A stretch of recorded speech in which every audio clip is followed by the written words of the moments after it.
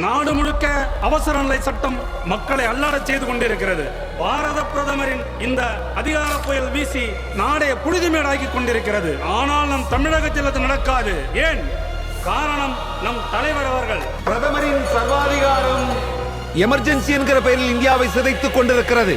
ஆனால் தமிழகத்தில் நம் தலைவர் அவர்களின் ஆட்சியால் நாம் காப்பாற்றப்பட்டுக் கொண்டிருக்கிறோம். தமிழகத்தில் நடைபெற்றுக் கொண்டிருக்கிற முதலமைச்சர் மு கருணாநிதியின் தலைமையிலான திராவிட முன்னேற்ற கழக அரசை மத்திய சர்க்கார் கலைத்துள்ளது.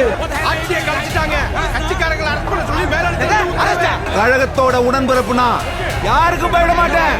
இந்த கூட்டத்திற்கு எதிராக ஒற்றையாளாய் கர்ஜித்துக் கொண்டிருக்கிறார் நமது கழக தலைவர் அவர்கள். நடிகர்களின் மாயில் சிக்காமல் தமிழகம் அவர் பின்னால் திரண்டால் அங்கு செங்கோட்டை வெடித்து சிதறும்.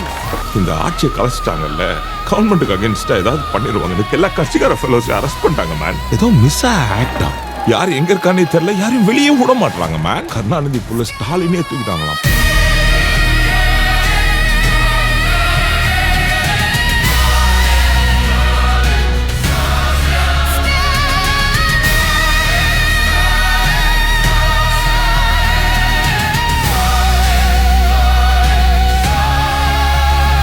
மிரட்டி பணிய வைக்க நினைச்சா துணிய மாட்டோம், நிமிர்ந்து நிற்போம்.